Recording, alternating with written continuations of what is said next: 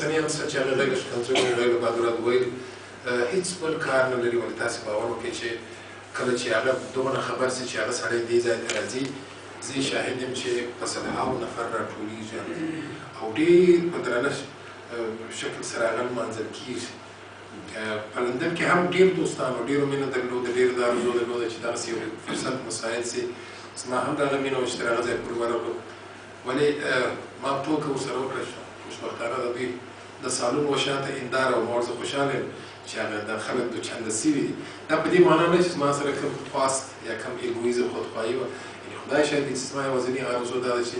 که څه هم دا زما مسلک دی دوستان په دې پوهېږي د افغانستان شرایط ماته معلوم دي هغه څه چې زما د وسه کېدله په افغانستان کې یعنې ما نه دي سپمولي شپه ورځ مې هلته زه رخصتي نه لرم هلته زما کورنۍ زما سره نشته شپه ورځ مې پر ځان یوه کړې ده او کوشش کوم چې هغه څه چې زما د وسه کېږي او څه چې ایجاب دی او دغسې تلویزیون ملي تلویزیون ایجابات دي هغه باید ترسره کړو. ما دا کار تر ډېره پورې ترسره کړی دی. لنډ ګزارش مې درکړم ولې په هر صورت زما آرزو او هیله دا وه چې نن ستاسې په خدمت کې اوسم او ستاسې څخه یې واورم. د دوستانو د خبرو په مجموعه کې ما ډېر شیان د دوستانو څخه واورېدل چې زما فکر هغو ته نه ورسېدلی دې کې شک نشته یا به دا امکانات نه وه مساعد ولې داسې خبرې هم شته چې هغه ترسره سوي دي زیاترو دوستانو ممکن هغه تلویزیون لکه څنګه چې لازمه وه تر اوسه پورې شاید نه یې لیدلي. دلته چون موضوع د افغانستان یوازې د ملي راډیو تلویزیون خبره نه ده دلته خپله دا موضوع چې انتخاب سوی ده د افغانستان اوسنی حالت او د رسنیو رسالت یو شی به نه سره غلط کوو یو بل اشتباه نه کوو چې په افغانستان کې د ټولو تلویزیونو او رادیوګانو جواز په ملي تلویزیون پورې اړه لري. یعنې د ملي راډیو تلویزیون لوی رئیس به د هغې وزا کې پس هغه کولی شي چې هغه خلک خپل تلویزیون یا خپله رادیو البته نشرات اخباري نشرات نه یادوم نه د تصویري او صوتي نشرات یادوم دغې په افغانستان کې اوس دغه اوس کړي 19 تلویزیونونه شته تر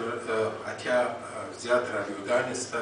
او اخبارونه خو په هر صورت هغو ډېر دي ولې یو شی به نه سره دغه کوو اشتباه کوي چې په افغانستان کې دغه ټوله رسنۍ چې منځته راغلي دي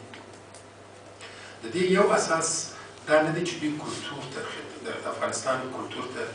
یا فرهنګ ته خدمت وکړي بلکې دا ټوله د سیاسي او شخصي او تجارتي خواستو په بنیاد باندې دا شیان منځته راغلي دي. تاسې نسئ کولی چې د هغو څخه دا خواست وکړئ چې وروره ستا پښتو لږ دی یا ستا پښتو کمه ده یا ستا سندرې کمې دي ستا سندرې زیاتې دي یا ستا سیاسي بحثونه لږ دي یا ستا سیاسي بحثونه ډېر دي ځکه هغه خپل معین خواستونه لري او دا ټوله یو د بل د قصد څخه راغلي. تاسې اوس ګورئ چې زموږ د افغانستان کې ټوله تنظیمي رهبران چې دي هغه خپل یو نه په اکثره 2 تلویزیونه لري رادیوګانې په لسهاوو لري خپل اخبار لري په افغانستان کې نو تاسې د هغو څخه دا توقع مه کوئ چې وروره ستا په دغه برخه کې دا شی کم او دا شی زیات ځکه هغه خپل لیدونکي لري خپل اډینس لري او خپل اورېدونکي لري هغه د نور په کیسې کې نه دي هغه خپل پالیسي لري ولې هغه رسنۍ چې نوم ملي پر پروت دی شاید هم په ظاهر کې به یوازې ملي راډیو تلویزیون چې هغه هم زیاتره دولتي راډیو تلویزیون بولي دي کې شک نشته چې هغه دولتي راډیو تلویزیون دی ولې په هر صورت تر هر شي در مخه دې تلویزیون ته چون نوم ملي ایښودل شوی دی د ملت په خدمت دا په خلکو پورې اړه لري که د دولتي پروپاګنډ یا تبلیغاتو خبرې کوي دولت هم اوسنی د افغانستان دولت هغه دولت دی چې د آزادو انتخاباتو په نتیجه کې انتخاب شوی دی په افغانستان کې او موږ ملي بولو دا چې څوک یې په راس کې دي څوک یې په باطن کې دي څوک ورسره همکاري دي هغه شرایطونه تاسو ټولو ته معلوم دي چې په افغانستان کې دا اوس څه تېرېږي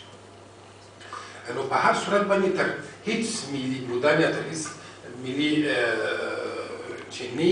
دغه ملي کلمه پر پرته او تر ډېره حده پورې هغه خلک چې اوس په تلویزیون کې دي ټوله به دې کلمې ته ډېر ارزښت نه ورکوي. په هر صورت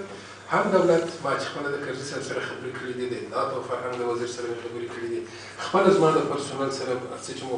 سره شریک کړي دي تر ډېره حده مو په دې کې کوشش کړی دی چې دا تلویزیون واقعا ملي واوسي. دا په دې معنا نه ده چې پر موږ باندې فشارونه کموي برعکس تر ټولو ما په اریانا تلویزیون کې کار کړی دی دغه تلویزیون رئیس و د دې څخه اوغوز هغه دعوت کړم بیا مې د شمشاد تلویزیون کو هغه شخصي تلویزیونونه زما صلاحیت و چې زه هر څه چې فیصله کوم هغه به په هغه غړي کې ترسره کېدل ځکه ما دغه خپله مالي صلاحیت مې هم درلودی کاري صلاحیت مې هم درلودی دا 3 نرخونه مرخونه نه وه چې